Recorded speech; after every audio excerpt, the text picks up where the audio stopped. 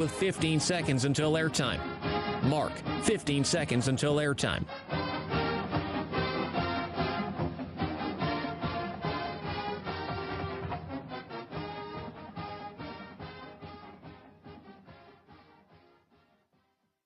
The following is a presentation of Learfield.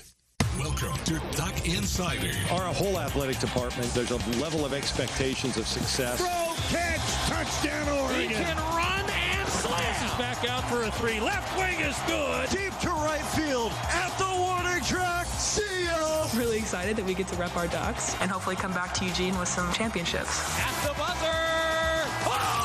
We have so many teams that are excelling right now, and it's really fun to be a part of. Give it to me, baby. My house. I'm taking it there. Huge win for Oregon.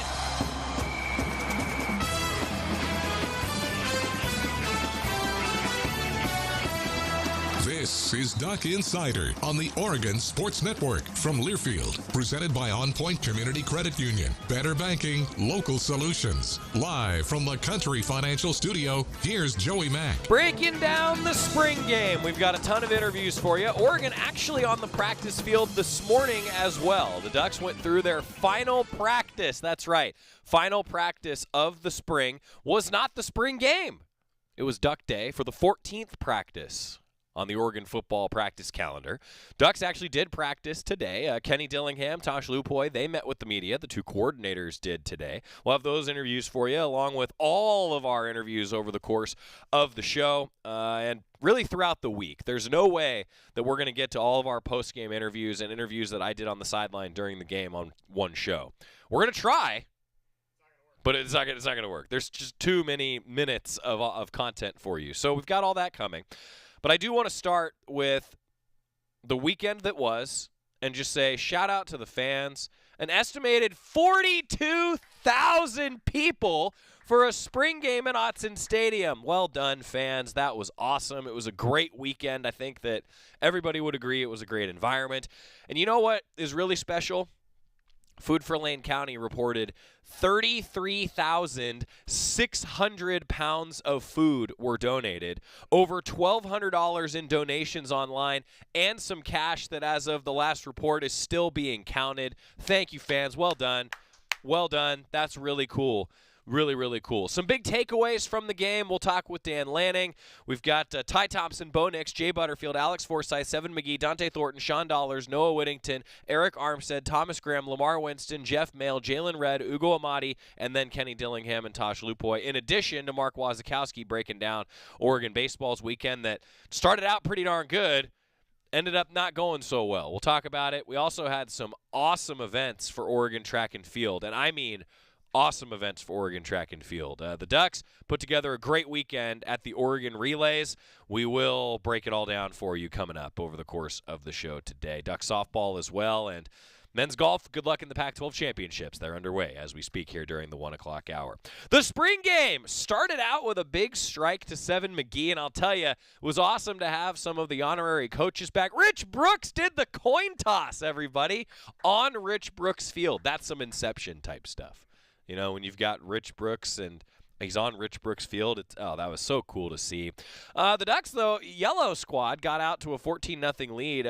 Seven McGee made a catch that was one of the better catches I've seen. Knocked the ball out of the air, pinned it against his helmet, bobbled, came down, and caught it. He looks like a great wide receiver, even though he played running back previously. And I thought that the Ducks had some really, really great deep balls. And you know, look, that's going to excite fans. Dante Thornton looks like he took a big step forward. That's really going to excite fans when you get the big play. And that's what Kenny Dillingham's offense is all about. He wants to put the best players in space. He wants to get the players in the open field and let them do their thing. That's the job of the quarterback, too, to hit the guys when they're in those open spaces. And that's what Ty Thompson, Bo Nix, and Jay Butterfield did a few times. Now, I think they would both tell you that, or all three of them, I should say, would tell you that they could get better. They maybe had a few mistakes, a few interceptions, one of them from Jaleel Florence that was just outstanding. on a ball that was maybe thrown a little bit behind Isaiah Crocker, right? So, there's a positive of a great interception, but then the negative is, well, maybe the Ducks put the ball in jeopardy a few too many times offensively. I think that was kind of the breakdown. We also had some confusion when Jay Butterfield played quarterback for both teams. He's wearing yellow pants. He's throwing to green receivers, and it was like, wait, was that intercepted? No, it wasn't intercepted. It was a touchdown for Josh Delgado on that one play in particular. We also saw the Duck bathe himself in balls. That was odd. Multicolored balls like you're jumping into a ball bin as a kid.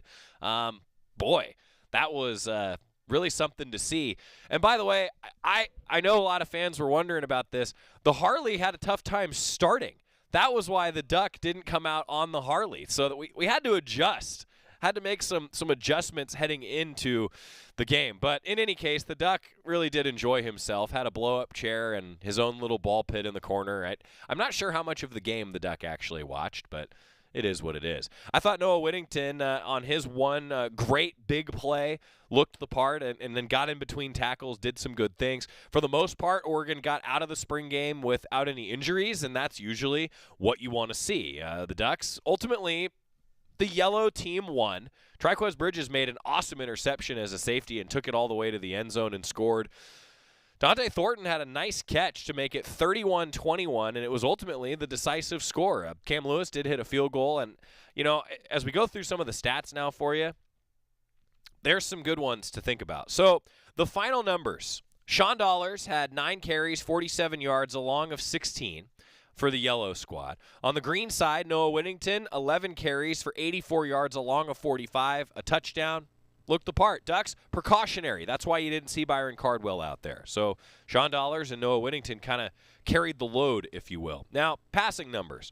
Bo Nix, 8 for 15, did have an interception, but threw for 230 yards and 3 touchdowns in the spring game. Ty Thompson, 12 for 27, couple of interceptions, 1 touchdown, threw for 168 yards. Jay Butterfield, his combined stats, actually pretty darn solid. When he was for the yellow team, 6 for 13 with an interception, 64 yards. Green team, he seemed to fit better even though he was wearing yellow pants. He was 10 for 13 for 149 yards and a touchdown. So I think all 3 quarterbacks did some good things. Maybe put the ball in jeopardy a few too many times, and I think those are your takeaways from the passing game. How about receiving, though? Seven McGee, 6 catches for 116 yards and a touchdown. Dante Thornton had 3 catches for 116 yards and 2 touchdowns. Terrence Ferguson, 2 catches for 48 yards. Isaiah Crocker had a couple of catches for 2 total yards. That was on the yellow side. On the green side, Chase Cota, I think he deserves a game ball and a shout-out. Thought Chase Cota was really, really good. 7 McGee, Dante Thornton on one side, 100 yards each. Chase Cota had 6 catches for 100 yards, a long of 24 in the game. Troy Franklin, he did score a touchdown, 4 catches for 36 yards. Mo Mataval, 3 catches, 43 yards. And then Noah Whittington out of the backfield, a little bit of pass catching for him as well. I also want to take a moment and shout out an individual that maybe you don't think you need to shout out in a spring game. How about the punting that we saw from Will Hutchinson? He averaged about 44 yards a punt. He had a long of 62. His second longest was 60 yards. He punted for both teams. I thought that was a really good sign. You'll hear Dan Lanning talking about that punting position here coming up in just a little while as well. Now, defensively on the tackling, DJ Johnson had 7 total tackles, 5 of those for loss, and he had 4 sacks. DJ Johnson is such a cool story. Comes to Oregon. He's on the defensive side of the ball. Ducks are a little shorthanded. He plays tight end. He plays both ways for Oregon, defensive end and tight end. Looks like now going 100% in on defensive end. Man, he looked good. DJ Johnson was unblockable, it felt like, a few times in this game. Jackson LeDuc also was credited for 1.5 sacks. J.J. Greenfield, he was credited for 3 tackles, and Steve Stevens credited for 3 tackles as well. A lot of good things. A lot of good things. Harrison Taggart, Brian Addison had 6 and 5. I really liked it. Really liked what we all saw. A lot of fun. And they went through all of this and kind of had their final breakdown, and they downloaded a little bit on the spring game at practice this morning outdoors on the Hatfield-Dowling Complex practice fields. Joseph asking, what's next for the team between now and September? Well, Dan Lanning actually talked about that with the team after practice. Right now, if you're live with us in the 1 o'clock hour, they had just wrapped up practice at about noon. So the Ducks are meeting now as positional coaches. They're kind of deciding what guys need to work on. And that's what the offseason now is all about. It's strength and conditioning. It's some individual work to get guys better at what they're maybe needing to be better at. That's what is between now and really August is when we're going to start talking about fall camp again. But we're still here in late April, and we get to really digest all of this football. And then in the month of May, June, July, a lot of individual work, off-season conditioning, and then fall camp going to be here before we know it. Again, an estimated 42,000 fans were there. That's awesome. Such a cool environment. I got to tell you, it was fun for me walking through the parking lot, and it felt like a Saturday in the fall, not a Saturday in the spring. And that's what it's all about, right? That's what it's all about. What everybody else think? If you're live with us in the 1 o'clock hour on Facebook or on YouTube, I think that this is a good team. I think this is going to be a deep team. I thought the front seven was really good. DJ Johnson, not the only guy. And the Ducks with, for example, like Brandon Dorless, not able to go. Popo's been limited a little bit. Some of the young guys getting a lot of play. That's a good thing. Thought the wide receivers showed that it was a pretty deep room. Get out of there for the most part with no injuries. Love to see it. When we come back, let's hear from Dan Lanning, the Oregon football head coach. He met with the media afterwards. He'll break it all down for you. Anybody have any thoughts? What'd you all see? What'd you like to see? Scott was there with his camera. He has thumbs up. Brandon was there with his camera. He had thumbs up. Zoe was there with her camera. She had thumbs up. The entire studio says thumbs up. What do you say? Let us know in the comments. Back after this on the Oregon Sports Network from Learfield. From the weight room to the classroom, on the field and off it, On Point proudly supports University of Oregon athletics because student athletes do so much more than bring us pride on game day. They bring our entire community together in Eugene and all across Oregon. So whether you're watching the game in the stadium, at home, or at your favorite local business, their success makes all of us stronger. On Point Community Credit Union. Join in. OnPointCU.com. Federally insured by NCUA. Equal housing opportunity. As my family continued to grow, I realized I'd have to replace my beloved Jeep with something that has, well, more seats. I'm Jason Hines, Country Financial Rep and father of 7. Whether you're upgrading from your sporty ride with no room for a car seat or finally replacing your well-loved beater that still has a cassette player, you'll want the right protection for your new car. Work with a Country Financial Rep like me and get the protection you need at a price you can afford. Learn more at TakeSimpleSteps.com or contact a local Country representative. Don't go anywhere. Duck Insider continues after these messages on the Oregon Sports Network from Learfield. Hey, so what's a great way to spread awareness that driving high is illegal everywhere? A catchy song, of course. You can run, but you can't drive high. You can run, but you can't drive high. Friendly reminder, don't drive high. If you feel different, you drive different. Brought to you by NHTSA and the Ad Council. Jill, why don't you tell the class what you did this weekend? Well, my dad and I went in search of some magical minnows and found a zillion of them in the stream from our lookout rock. Then my sister and I escaped from an evil slug king and went back to my super twig fort for safety. Then we told stories till it got dark, and the Big Dipper led us all the way home. Wow. Where were you, Jill? We went to the forest. It's not that far away. Ask your parents to take you and your friends to the forest this week. It's closer than you think. Check out discovertheforest.org. Brought to you by the U.S. Forest Service and the Ad Council.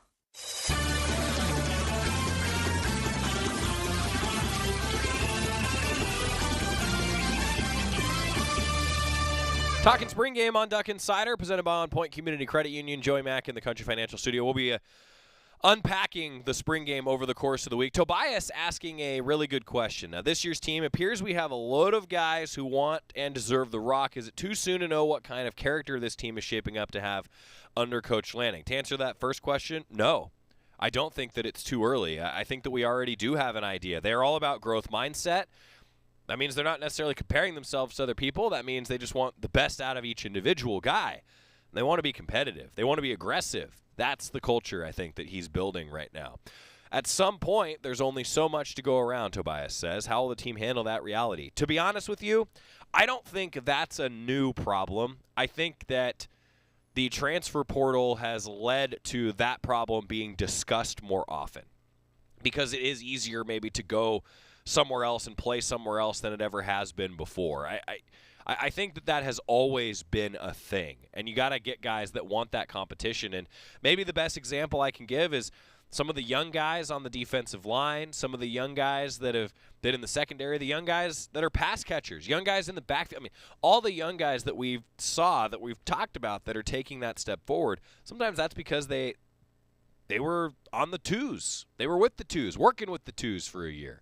Sometimes that's what it takes. It takes that sort of level of, I think, patience to get there. Not everybody's going to be Kayvon Thibodeau. And if everybody was, then boy, what a team you'd have, right? NFL draft coming up, by the way. So I think that's a fair question, but how they handle that reality, I think it depends on the individual, and I don't think that's a unique thing this year. The Ducks have a pretty deep group, though. That's for sure. That's for sure. Sheldon says it was so nice to see our players in person again. Been 3 years for me. Team looks good. Lots of upside. Love the new offensive look. Defense look like it will be dominant. My only concern is QB. Some bad decision-making by all three. Hope that gets fixed. Anyways, go Ducks. I like that. Hey, get better, but go Ducks. A motto we can all live by. I appreciate that, Sheldon. Well, Kenny Dillingham said today that he thought that the quarterbacks put the ball in jeopardy a few too many times. I think that we kind of saw that with our amateur eyes, but when Coach Dillingham is saying that, yeah, that tracks. I think it does track with what we all saw. And maybe it was, I think Coach Dillingham said there were about 5 missed reads, and then each guy put the ball in jeopardy a little bit too often. So, something to learn from. After the lights were on, we saw something. We learned a few things about this team. What Dan Lanning learned. The Oregon football head coach, he met with the media upstairs in the HDC after the game. Break it all down for us, Coach Lanning. What an awesome atmosphere. I mean, this is why you come to Oregon. So thrilled to have our alumni come back, our fans to be so supportive, shout on the, in the third quarter. You wonder what that's going to feel like, seeing that firsthand. It's a really special moment. I was excited to see our guys to compete. Go out there and get it in every rep. That being said, there's so much room for improvement. It's hard to get too excited after one play because you realize that means somebody else messed up on the other side of the ball. So great environment. Again, alums being here was really special to me. They built this program, so seeing them all here made that really a special event. But excited with the result and excited to get back to work. Dan, your thought on the quarterback play as a whole? Obviously, you have plenty of explosive plays, also a total of 4 interceptions. So just what you see in terms of quarterback play? You love the explosives. Obviously, you get excited about that. Came out from the jump and hit one, really early. And I thought they did do a good job of pushing the ball down the field, but you can't put the ball in jeopardy. So that's one that I know every one of those quarterbacks wish they had back. Protecting the ball a little bit better is something you walk away with for sure. You kind of mentioned it already, but your first kind of experience as a head coach instead of just coordinator, just kind of walk through that a little bit and how it was start to finish. Yeah, I mean, you could smell it out there today. There was a tailgate experience. The environment is something that we played in pregame in our meeting today. We kind of showed, hey, what's the Ottoman environment? What's it like to play here? And I think our players got a chance to really experience that today. We have over 42,000 fans. I mean, that's pretty special for a spring game. Spring games, people often make big deal out of practice of the game, but it's one of just 15. How consistent was this to the other 15 practices, or I guess 14? Ultimately, I think some guys really stood up today and make big plays. But I was excited to see the guys that made plays in spring made plays today. I think there was some carryover there, and I think that the consistency of that approach day in and day out, that's going to lead to opportunities. This program has seen some high-powered offenses before. So just kind of what is your expectation heading into the season, and did the fans kind of get a glimpse of what this offense could potentially be today? I mean, we want to be an explosive offense. I think I've said it several times. Explosive plays and takeaways are the two main determining factors of wins and losses. So Yeah, that's something we want to be. I certainly don't think we're there yet, and we've got a long ways to go. But we saw some, steps in the right direction. Walking through that first drive, there's 3 catches, 75-yard drive. Seven McGee had 2 catches, 74 yards. What was it about starting the game so aggressively that you guys had it in the plan? It's funny. You don't know if a play is going to connect. Kenny called a shot early on there in the game, and it came open. It was a good ball, good throw, and good catch by Seven, good yards after catch. But defense gave themselves a chance by getting them down, right, going into the red area there. I think a run right after that was almost either a TFL or a short gain, and then they're able to bang it in there on the next play to Seven. It was a little deep on the route, but great job coming down with the ball. Obviously, a big play for him. Some of the turnovers were forced by younger players, JJ and Jaleel being 2 of them. Can you just speak to the efforts there and kind of how you saw, I guess, the defense go? 4 or 5 turnovers, I think, in the game, so the aggressiveness. Yeah, I don't know if I've been around a defensive coordinator that emphasizes takeaways as much as Tosh Lupoy, and our defensive staff does a phenomenal job, the entire crew. And again, one thing we've realized is if you can create takeaways, you give yourself the chance. I think Yellow early on would have ran away with the game if they hadn't turned the ball over a couple times. And they kept it close because of that. Some big takeaways by the Green D. Dan, DJ Johnson, we'd obviously seen for years here in this program flashes from him on both sides, particularly on defense. But where he's there now full time, and to have fans are going to make a lot of big declarations after he has the kind of disruption he has today. How disruptive do you believe he can be when it counts in the fall? I think DJ can be, one of the best players in the conference. I see him develop every single day in and day out. One of the best players in the nation if he continues to push himself to the level he's capable of. I'm excited to see what he did today, but he has that growth mindset, right? He's got to go say, okay, what can I do better? How can I improve on where I'm at and not be satisfied, which I think DJ will do. You touched on a little bit, but what are you most excited about with your defense now that you've seen a bit of it in the spring? I'm focused on what we got to get better at, to be honest, just watching that spring game. But I'm excited about the energy that our coaches bring and the energy our players bring day in and day out. We've got, a lot of opportunities, obviously, to improve. But if you play with fanatical effort, you run to the ball, if you tackle physically, which I think we could have done a lot better today, then you got a chance to win games. But the takeaways, that's a big benefit. Noah Whittington and Sean Dollars both had some pretty nice plays today, explosive plays. Just wanted to ask for your evaluation on those two guys and maybe where you're hoping to see them rather grow moving forward here. Yeah, I think Noah continued to do what we've seen in practice, is run really hard. At times I think he needs to be a little bit more patient, but he had some really explosive runs because of that. Sean had a nice run there. I think they got him on the face mask, but he was able to turn that into some additional yards. But both those guys did a good job with the ball in their hands today, and they protected the ball, which is a big thing. What was it like getting the honorary coaches involved, for your coaching staff, taking a hands-off approach and putting it into the hands of other people? Was that kind of stressful? Was that fun? What was that like for you? No, that was unreal. I mean, we're getting to meet some legends like, DeAnthony, LaMichael, Eric, and Haloti was really, really fun. It's also fun watching them have the stress of calling some plays. That was exciting. I think DeAnthony was pretty pumped after his big play score that he called. So he's probably got it figured out. He's ready to start doing this thing. But having those guys back, so special and important to us. Those guys are obviously phenomenal Duck football players, but they're better human beings. And just getting to spend some time around today, it's, they're great representatives of what it means to be an Oregon Duck. Transfers are becoming a huge part of programs for college football. Could you comment on the performance of some of the guys today, like Coda and Whittington? Yeah, going to have to, go back and look at the film, but I know Coda had some big catches. Noah had some big catches. I think Gonzo, did a good job today from an early, perspective. Want to go back and evaluate that film, but I think like we've always said, we're going to look for opportunities to enhance our program. If we can get better, we're going to look for opportunities to get better. That being said, we have to continue to develop the players that are on our roster and do a great job recruiting great young talent as well. Couple on the personnel front. One at punter with Will Hutchinson having the kind of day he had. What have you seen from him this spring? And with that, we'd seen that Tom Snee and Christian Williams obviously not on the rosters. What's their status?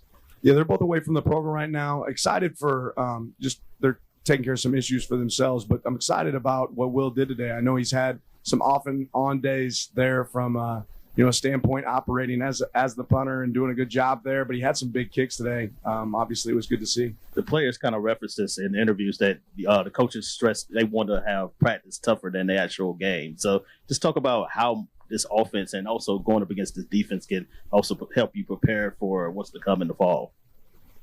Yeah, I mean, we think iron sharpens iron, right? You want to create that competitive environment in practice each day. You want to make it tough. We don't have a lot of guys sitting around during any period during practice. The more guys that we can get better, the better. And that's, you have to stress each other. You have to do things that are hard. We're going to call offenses that are tough for certain defenses that we run, or vice versa. We're going to call defenses that are tough looks for these offensive looks, and we want to be the best at executing versus those looks. So got to get that day in and day out. Just curious if you have an update on a couple of players, Jackson Powers-Johnson and I think Byron Cardwell, who I believe suited up, but I don't think took any snaps. Yeah, precautionary there with Byron. JPJ looks like he's going to be okay. Want to continue to get the medical professionals eval on that, but it sounds like he's okay. Got to see him right there in the locker room. How impressive was it to see? I think Jay's second pass was an interception, but his fourth or fifth was a touchdown. Just kind of that bounce back from a young quarterback. Yeah, I thought there was obviously good and bad with every one of our cues today. But yeah, having the poise to be able to say, so what, now what, next play, I think that was big for Jay. Beginning of spring, you said you didn't know what this identity of this team would be. You'd have to see it play out. You've got one more practice, I realize that, but just what's it look like right now, 14 in? Competitive spirit. These guys want to be great. I think they know where they have to go to get there. I think they know what that's going to take, but it's going to take some more hard work. But we're trending in the right direction. At the beginning of a tenure, Dan, there's always a lot made of the first 100 days. And for you, that was finishing up one job and signing day and all those things. What's the plan the next 100? The next 100 is the offseason and handing it over to the players. It's the offseason training. It's leading up to fall camp. So what's the next 100 look like in your mind? How is that mapped out as a head coach? Yeah, there's a lot of pieces, a lot of moving parts. We'll have, a recap basically where we followed up this spring, exit interviews, opportunities to enhance and grow. I think our coaches will have a chance to sit down with me and be evaluated as well as our players with their coaches. And then we're entering, an opportunity to get on the road and do evaluations from a recruiting standpoint over the next month and a half, where we get to go out and see prospects that could potentially be Oregon Ducks. So that'll be a big part of it. And then head right into summer camp. This will be a big phase for us in the strength and conditioning phase, where we're going to put on some weight, some mass, build some bulk and strength, and then obviously big recovery opportunity as we work our way into the summer. On a similar note, Kirby Smart recently had a quote saying his job was 50% recruiting, 25% eval, 25% actual coaching. Do you subscribe to a similar mindset to that? Are you any different? I haven't put the percentages down, but I'll say it's not near as much football as you'd like it to be at times. As a coach, you wear a lot of other hats. And I think that's the way college football is trending. I think we're all aware of it. There's a lot of pieces. Recruiting is certainly the lifeblood of our program. And that's, it's always going to be the main piece outside of taking care of our own players. That's always number one. But we have to do a great job in recruiting, because that's going to enhance your ability to be a great coach on the field. Recruiting definitely a big piece of the puzzle, isn't it? Dan Lanning recapping the Oregon spring game from this weekend. When we can return, we're going to talk with the quarterback, Cy Thompson, Bo Nix, Jay Butterfield. That's on the horizon on the Oregon Sports Network from Learfield. At Shadow Hills Country Club, our all-inclusive event pricing allows us to take care of all of the details while you enjoy your event. Our wedding garden, expansive grounds, ballroom, and meeting rooms can accommodate any size event and come complete with full catering and service staff. From weddings to business and social events, Shadow Hills offers the benefits of a resort atmosphere and the peace of a country setting just minutes from downtown Eugene. For more details, call us today or go to shadowhillsevents.com. Money isn't interested in the fact that you dream of going to Greece, and it doesn't pace at night wondering how you'll pay for braces 3 times. The point is, money without people is just money. Only people can use it to run the family ranch, buy their first house, or adopt a happy old dog. To us, the powerful thing about money isn't money at all. It's helping you harness the power of yours. On Point. People are the point. Federally insured by NCUA. Equal housing opportunity. Duck Insider continues after this timeout on the Oregon Sports Network from Learfield. If a natural disaster comes knocking, how prepared is your family? You can't just close the door on earthquakes, floods, or hurricanes and hope they go away. That's why it's important to make a plan now. Ready.gov/plan has the tools and tips you need to prepare your family for an emergency. So if disaster shows up at your doorstep, you'll be ready. Visit ready.gov/plan and make a plan today. Brought to you by FEMA and the Ad Council. Hey, son, how are you feeling? I'm fine, Pops. What's on your mind? I can't explain it. Navigating without a compass, eyes waiting, started to wonder. Metamorphosis, the loss of who you thought you was. When your kid can't find the language, help them find the lyrics. Listen to the Sound It Out album and get tips and tools to start a conversation at sounditouttogether.org. Brought to you by Ad Council and Pivotal Ventures.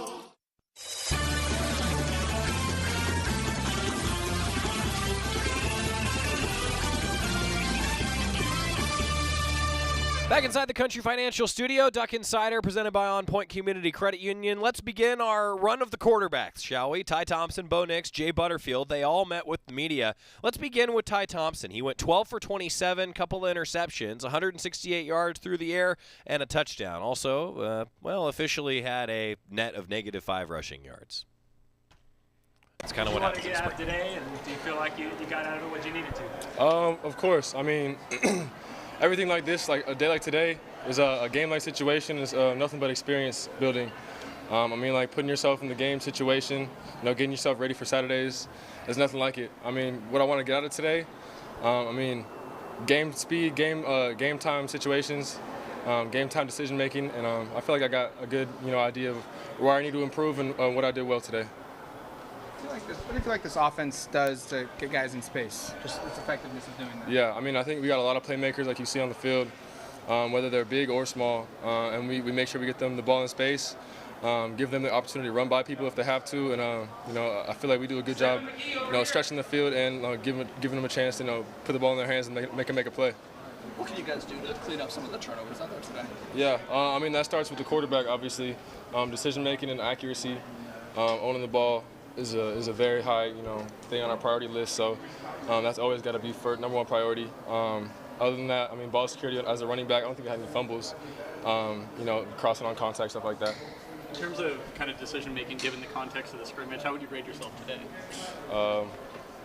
Poor. I mean, I had 2 turnovers myself, so you always want to come out of a day like today clean, and I didn't. So just stuff to fix there on film.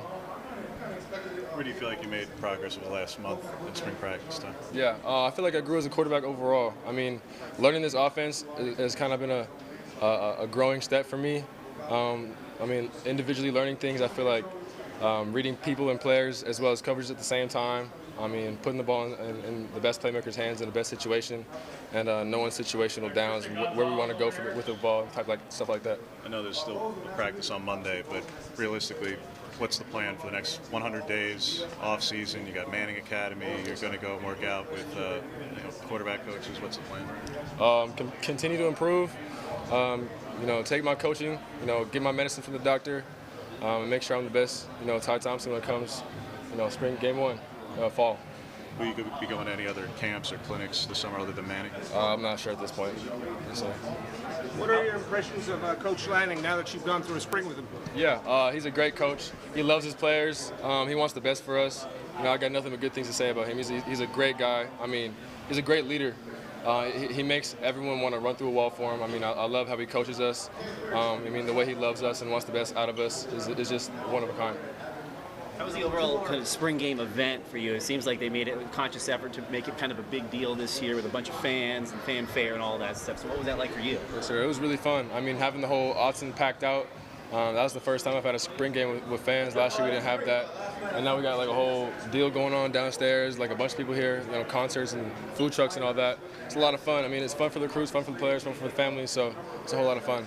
That's pretty cool, hearing that from Ty Thompson. It was a great environment, wasn't it? He, one of 3 quarterbacks that we saw in action. The next that we'll hear from is Jay Butterfield. When he was with the green team, he was pretty darn good. 10 for 13, 149 yards, and that touchdown, the circus catch that we saw, that was a fun one on that throw from Jay Butterfield. And then I think it's important to note that he was a guy that had to go back and forth. That means he's also working with different O-lines, different center, different wide receiver, We saw a lot from Jay Butterfield, I think, in this game, and he talked to the media afterwards. Let's talk about what are your expectations going into the fall, and what potentially could this offense be? Yeah. I think it could be what you saw today and much more. I didn't think we got our running game going as much, but we took shots down the field. That's gonna open up everything underneath in the run game, and I think we're gonna be explosive and fast-paced offense. It also seems like you have like a stable of running backs, despite losing a guy like Travis. Yes. Well, we got a couple transfers in. We obviously got Byron and Sean, but I think Noah has been great for us this spring ball, and then Kilo and the 24 has been great, so we have a bunch of depth. Was it kind of like flip-flopping from the green team to the yellow team? Was that something that was planned, or was that kind of last second? Yeah, no, it was planned. It was kind of just to get us all even reps. So we didn't get stagnant. Like, we had them go 2 in a row. They didn't want us to go back and forth because we get cold. So go 2 in a row. Someone else go 2 in a row, and then it just happened where I would go 2 in a row, and I'd have to be on the opposite team. Obviously, did my best on both sides. But the team I was technically on was the yellow team, so we won. So that's good. So with 13 spring practices and a spring game now in the books, where are you kind of hoping to make the most improvement between now and fall camp? Like, what are a couple things you want to dial in on? Yeah, definitely, like, always room for improvement. Definitely try to get a little bigger, stronger, faster.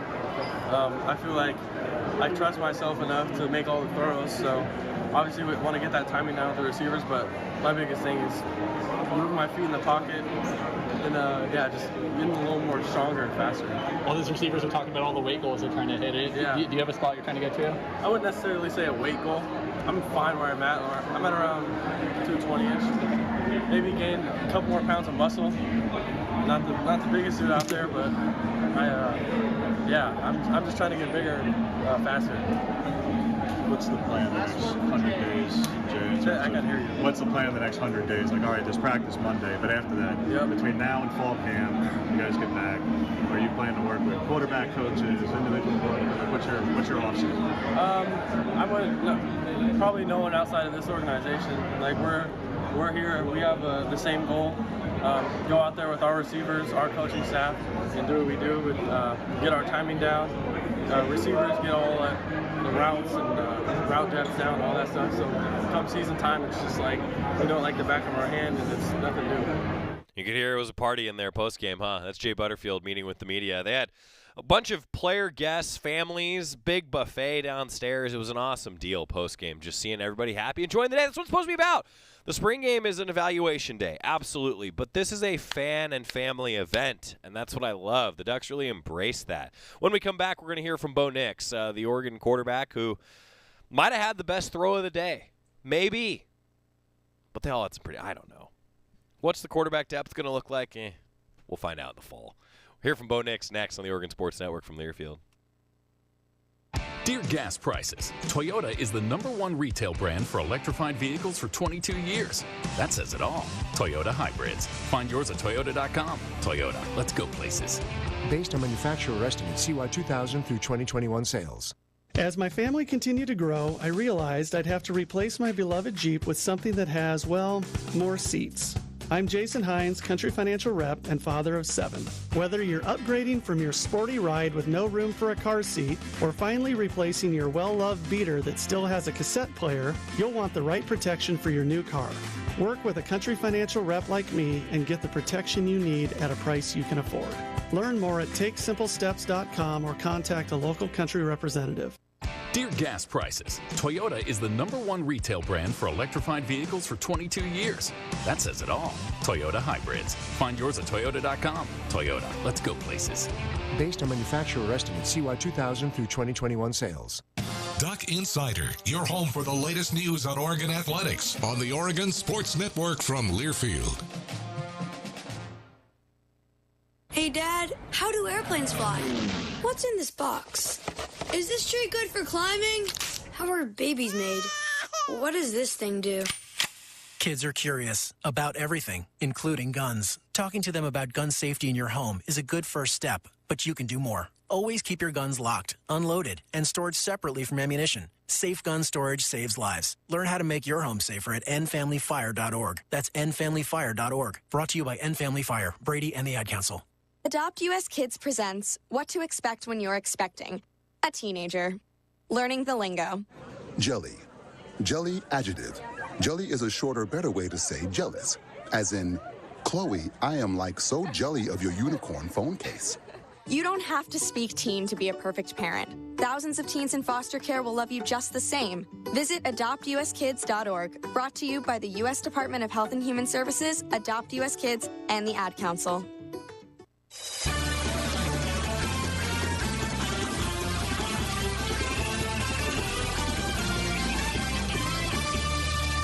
Welcome back inside the Country Financial Studio. It's Duck Insider, presented by On Point Community Credit Union. Bo Nix, let's hear from the other Oregon quarterback. We've heard from Ty Thompson, heard from Jay Butterfield. How about Bo Nix? What did he have to say post-game? How'd that feel? That was awesome. To be honest, with the crowd like that, I thought it was an impressive spring game. I wasn't expecting that many people for a spring game, but that was pretty cool. The atmosphere was fun. It was just fun seeing all the green and yellow and playing with my teammates, and we all just had a good time. Coming in, just what did you want to get accomplished in a game-like setting, and how do you feel like you did in that regard? I think the biggest thing is just offensively. My side, we just wanted to execute and have some drives, have some explosive plays that finished in touchdowns, and we did that. And we also, there in the middle, kind of hit a little lull, and so I think playing through that was big. It's important to know how to bounce back from that situation, because in a season you're going to have a lot of those where maybe the middle of the game is not exactly how you'd like. The defense can make adjustments too, and so just continuing to play all 4 quarters. That first play to Seven McGee, the explosion play, did you guys know for a while that that was going to be the play call, the first play out of the gates? I think Coach might have, but we just kind of found out here recently. We knew going into the game what it was going to be, but that's a play that we like calling, and it just does a good job of getting our guys in good situations. It's hard to defend it from a defense, and then obviously we know what kind of player Seven is. So when he gets out there in the open field, he's just a special playmaker. What's that feel like, that just having that instant success, really, your first drive, your first time at Austin playing like that? It was awesome. It was a fun drive, just to come back and then go like 96 the next drive, and so that was fun too. But it just speaks to how explosive we are on offense. Our O-line is just veteran, and they're just really good at what they do. They played a lot of ball together, a lot of experience, just great communication with them, and then it carries over to the receivers who don't have as much experience, but they just play really good together, and that we'll just continue to do that as we go, and then the more we get going to the season, the more focused and sharp we'll be. With Seven, how comfortable is that connection between you and him right now? Really good. I think he's just done a great job this offseason, kind of playing a different position from what he did last year, but he's really good at the position. So I think it's just been great for him, great for us offensively, because now we got guys like him out there being explosive. How do you think he's been able to make that change to wide receiver and run those routes so well? I think just because he's an athlete. I think he's just like that as a player. He's a really good football instinct player, got great instincts, and that kind of carries over from just probably all the playing he did back when he was little. I'm sure it's not the first time he's played receiver, but he's just carried all that over into now. Now there's still a lot of growth he knows that he can do just from a route standpoint, just because he hasn't done a whole lot of it. But the more he does it, the more carryover he'll have, and I think he'll love playing that position because he's really good at it. Well, where have you grown? What is the last month? What has spring practice done for you?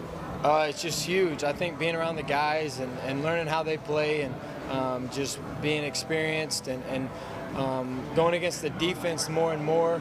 Obviously our defense is very multiple, so we see a lot of different things, and I think that's been really cool from an experience side, just seeing defenses over and over and over and being able to adjust to those. Did you give an assessment of your own play today? I think it was all right. Obviously, as a job of a quarterback, you want to be explosive and score touchdowns, and we did that, but at the same time, we want to be kind of consistent, have a great completion percentage. And today was a little weird. Obviously, it's not like a game because you do a lot of subbing and a lot of different things that kind of get you out of a rhythm. But that's also good because in a game, you're not going to have the best rhythm all the time, so you got to focus and know how to get yourself out of those situations. And so I like to see my completion percentage be better, and just complete passes. And like everyone showed today, when you get the ball out to the guys that we have, we can be explosive. And so that's just my job. This offense has been, this program has been used to high-powered offenses before. Just talk about the potential of this offense and everything's clicking like that. I think the offense can be extremely explosive, and I think if we play together like we did today and everybody's having fun, everybody's just spreading the ball around, I think the more fun it'll be as we go. I think everyone kind of got a taste of how it could be, and so everybody's just starting to buy in continuously and just to continue to be the best player they can be. What's been on moving forward? Everything. You obviously go back and start over. You work on install and game plans and defenses. This summer is going to be really important for us as a unit, just running backs, tight ends, receivers, getting together and getting out there and throwing. And then obviously with the O-line, just being together, continuing to be making communications, protection calls. All that's important, but I just always go back and just start from the ground up. There's some things mechanically that I can get right and do better. Some little things, little details in my throwing form that I think I can fix to just continue to help me throw the ball better. That's Bo Nix, Oregon quarterback, meeting with the media. So we heard from all the quarterbacks, and then I think one guy really jumped off the page when you look at the stat sheet, and certainly that opening play that you heard Bo Nix describing there, Seven McGee. He talked to the media after the spring game, and I think a good performance from Seven McGee, huh? Impact the fans a little bit today and actually being able to play in front of some? It was great. Last night I kind of was just looking at some of the spring games, just looking at old games of Mark Smith, DeAnthony Thomas, just looking at Tyner and just looking at Addison and Marquise Lee and just looking at a number of players that was here before and just really utilizing what they've done here and just looking at the fans and the experience. It was great. The fans was awesome. You mentioned DeAnthony Thomas. Obviously, he was there as an honorary coach. Did you get the chance to talk to him? And if so, what were you guys talking about? Oh, yeah. We was just after that first drive, I went to DeAnthony Thomas and I shook his hand. He was saying, yeah, he was pumped up. It was hype. And it was amazing. Being young and watching DeAnthony Thomas and just having him there present and just being around him was great. When you first committed to Oregon and for as long as you were committed with them, what did you imagine your experience would be like? And I know obviously a spring game isn't quite a real game situation, but being able to do what you did today with DeAnthony there and all that, how does today kind of rank for you in terms of just your Oregon experience? It's great. When I committed in 2018, I wanted to come here and I wanted to play for Cristobal. Obviously, Cristobal had other plans, so Dan Lanning came and he got a plan, and Coach Dillahan came and they got a plan. So I'm excited to be here, and it's a culture. Oregon is different. It's different than playing Austin. It's different than playing the fans. The fans are faithful, and I'm just blessed to be here. You know, when you say the name Chip Kelly around here, people kind of go crazy with it just because of how dynamic those offenses are. Why do you feel comfortable kind of being able to say we want to be that and we are that? Because we want to bring that back, but also let me just pause you in 1 second there. We want to bring that back, but also we want to be a physical team. We just don't want to be a team that just Oregon's just based off speed. We want to be physical. We want to play fast. We want to be a team to be a big powerhouse Pac-12 team, not just a West Coast team that's just playing run fast. Talk about fellow wide receiver Chase Cota. He's kind of he's a veteran, but he's also a newcomer into this group. He's made some really big contested catches today. Talk about what you saw from him today. Chase Cota came in. He was a born leader. Chase Cota is obviously older. He came from UCLA, and just looking at Chase and just learning from him in practice and just seeing what he can do today, it was crazy. Chase is a great player. Seven McGee talking with the media, and you could tell the way that it was like a nightclub. When and I mean that because those of you who were watching the show, it was so dark for Seven, but it was so bright outside, could barely see his eyes. But that's because the Ducks, there's so many people up there. Shout out to Scott Phillips, by the way, and Zoe Lee, our intern, who they ran around and got a lot of different players post game. That's why we have all this for you here. When we come back, we're going to continue to talk spring football over the course of the week. When we return, recap the entire weekend for Oregon Athletics. A good day at Hayward Field on actually 2 good days, Friday and Saturday. We'll talk about that coming up on the Oregon Sports Network from Learfield. As my family continued to grow, I realized I'd have to replace my beloved Jeep with something that has, more seats. I'm Jason Hines, Country Financial Rep and father of 7. Whether you're upgrading from your sporty ride with no room for a car seat or finally replacing your well-loved beater that still has a cassette player, you'll want the right protection for your new car. Work with a Country Financial Rep like me and get the protection you need at a price you can afford. Learn more at TakeSimpleSteps.com or contact a local Country representative. From the weight room to the classroom, on the field and off it, On Point proudly supports University of Oregon athletics because student athletes do so much more than bring us pride on game day. They bring our entire community together in Eugene and all across Oregon. So whether you're watching the game in the stadium, at home, or at your favorite local business, their success makes all of us stronger. On Point Community Credit Union. Join in. OnPointCU.com. Federally insured by NCUA. Equal housing opportunity. This is Duck Insider. Duck Insider on the Oregon Sports Network from Learfield. What is dedication? My daughter started making necklaces. She makes what we call affirmation fashion. I tell her every day that your black is beautiful. And if there's anything better than being beautiful, it's being smart. And if there's anything better than being smart, it's being kind. And reaffirming that every day is our method of making sure her chin never drops. That's dedication. Visit fatherhood.gov to hear more. Brought to you by the U.S. Department of Health and Human Services and the Ad Council. These are the sounds of a dinner. A dinner that almost didn't happen. A dinner now served, thanks to people like you. Due to COVID-19, 17 million more Americans may face hunger. Feeding America is helping our neighbors in need. And if you're able, you can too. Donations are being accepted at feedingamerica.org/coronavirus. Brought to you by the Ad Council and Feeding America. 200 food banks strong.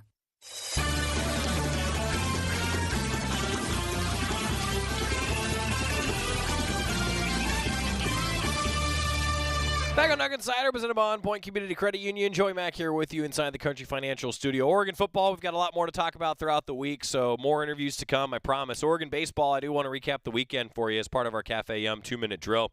Got down 7-0 on Friday. They came back to tie it at 7 with a 5-run ninth and then won it in extras. And it was like, man, you can just never count this team out. It was a great crowd on Saturday after the spring game. The Ducks hit their program record 57th home run. Impressive. Unfortunately, the weekend that we're talking about, the Ducks performing well and hitting those home runs, well, actually, Washington State had more home runs than the Ducks did this past weekend. You don't see that against this Oregon team where they get out-hit. That's what Washington State ended up doing this past weekend, though. But still, broke the team record. It's the end of April, and the Ducks have hit 57 home runs as a team. That's a single-season record, and it's the end of April. And Oregon's hoping to be playing at the end of June. That record is that's going to be a good one. The Ducks did fall, though, 10-8 on Saturday, and on Sunday they got up 6-0. They did what they wanted to do. They got out to an early lead, but they lost 8-7 in extras. Man, Isaac Aon was really good, and for really the first time this season, the bullpen didn't hold the lead. Mark Wasikowski broke it down. A little disappointing after losing the series to the Cougs. A quality start. Feel good about Aon's effort. Yeah, I thought Isaac pitched very, very well. You know, that was one of the few positives out of the day. Aon threw the ball very well, yeah. You haven't let many get away from you in the late innings like this one. What's your message after that? Well, there's no message. Game spoke for itself. Yeah. Coach, with a game like today and then a quick jump to Oregon State on Tuesday, does it help not to have like a whole week off in between? Or To be honest with you, we weren't looking at who we play this coming week. That's not even on my mind right now. Colby's a guy, obviously, you got a lot of confidence in. Anything you noticed that was going on today that allowed him to get hit? I mean, no, it's a tough conference. I mean, Washington State's got some guys that can hit, and so, you know, they got to him today. I think he's leading the conference in saves. It's not like it's a panic, oh my gosh, what happened to Colby Summers? I mean, the guy's leading the conference in saves, and he's a rock, he's a glue, and they got to him today, so tip your hat to the Washington State crew. Anything else that's really sticking in your craw right now other than just the final score, particularly? No. Just the bats are hot at the start of the game, kind of go cold at the end of the night. Just is that unlucky? I mean, you guys are hitting the ball hard, or is that kind of how the game No, is? I didn't think we performed offensively today at all. I mean, you know, Drew Calley got a good swing off early. We got some runs on the board early, and then we went quiet for quite a good chunk of the game. It wasn't like we were squaring balls up. Didn't feel like the at-bat quality was fantastic or anything like that. It was a disappointing day overall. Maybe got a little comfortable with that early lead at the plate. Well, I don't know if it was I don't know. I was disappointed in what I saw after we got an early lead. Of course, you want to, continue to score and just string good at-bats together is usually how we do it. And we didn't do that today, and then we weren't able to hold the lead. So kind of a double-edged sword right there. Not a very fun day. How do you work on that moving forward? Is that more of a mechanical thing, or is that more of a mentality issue? Probably a little bit of both. Maybe some guys have some swing things going on mechanically. Mentality-wise, I mean, I don't know. I didn't see anybody quit, but still yet, I just didn't see the results, and that can be frustrating in a game of baseball. It's a humbling game. On a positive note, Aon, like you mentioned before, it's a strong start. What did you see from him specifically? It looked like he was really tunneling his slider and his sinker really well today. He was just really good, and it's disappointing we couldn't get him a win. Yeah, Isaac pitched very well. We had a quality start, and so, there's been some complaints about, well, we haven't gotten quality starting, but good relief work, and now today was the first time it's been pretty much flipped, which is something new for us. But, at the end of the day, it's just a matter of wins and losses, and it wasn't a good day. The switch from Cromwick to Scallion, was that more of an offensive or defensive substitution? I didn't hear the question, I'm sorry. The switch from Cromwick to Scallion there late in the game, was that more of an offensive or defensive change that we wanted to see? No, I mean, Jack, it was a defensive switch at the end of the game. We do the same thing with just putting our best defense out there when we have the lead, and we've been consistent with that all year. I could hear it. Mark Wasikowski was frustrated afterwards, and rightfully so. I get it. I think the Ducks have shown that they're really good offensively, but the offense didn't carry them. They didn't kind of have that put a team away mentality, I guess, at the end of a game. Mentality, mechanics, probably a little bit of both, as you heard Mark Wasikowski mention. Well, Oregon State's sitting at 13-5 in conference. Arizona's right behind them at 13-8. Then it's UCLA, Oregon, and Stanford, all 11-7, tied for third place in the Pac-12 standings right now. This is a big weekend now upcoming for the Ducks against a Cal team that's 10-11, not too far behind Oregon in those Pac-12 standings. Ducks need to get some wins. It's a midweek game tomorrow against Oregon State. Good measuring stick for the Ducks against the Beavs. It won't count in the Pac-12 standings, but for Oregon, now ranked number 14 in the RPI, the Beavers ranked number 6. It's a big game coming up. It's a big game coming up. Oregon softball dropped the first game of the weekend series 9-0 to Washington. Taya Bird's first career grand slam got Oregon going in an early lead on Saturday, but in extra innings, a 9-7 loss for the Ducks. The walks hurt big, and no Rachel Sid, but I'll tell you what, Taya Bird stepped up in a big-time way, and the Ducks unfortunately weren't able to hold the lead there at Jane Sanders Stadium on Saturday. And on Sunday, the reigning Pac-12 Pitcher of the Year, Gabby Plain, kept the Oregon Bats quiet for the third day in a row. So Oregon now falls to 26-16 overall. Ducks are 5-13 in conference after going 4-2 first 2 weeks of Pac-12 play. For Oregon track and field, 6 wins, 5 top 10 program performances, 17 lifetime bests in the first day of the Oregon relays. And I'll tell you what, it was really fun to see Oregon throughout the entire weekend. God, I was just thinking about this. The Hayward atmosphere is always so great, but if you didn't see what Cooper Tier said and the way that the Ducks approached their attempt to try to break the record for a 4x-mile, it was really cool to see the environment at Hayward Field. The second fastest 4x-mile ever was run this past weekend at Hayward Field. Really cool engagement with fans on the track. The Oregon track and field team ultimately racked up 8 top 20 nationally ranked times. And measures this past weekend during the Oregon relays at Hayward Field, men of Oregon are up their season high number 5. Pretty solid. Women are number 9. Competing for national championships, that's what it's all about for Oregon track and field. Good luck to men's golf. Also Oregon women's lacrosse. They're taking on Colorado on May 4th. We know that now with the season in the books. See you tomorrow. It's time for today's STEM tip. Okay, you know recycling is important. No one wants plastic in the ocean. Here's a cool way to repurpose a plastic bottle. Build an awesome terrarium. Cut a large plastic bottle in half and fill the base with sand, pebbles, potting soil, and your favorite plant. I chose an African violet. Put the top of the bottle over your base and place it in the sun. Your plant will grow sealed in its own ecosystem. Fun, right? Learn more at She Can STEM.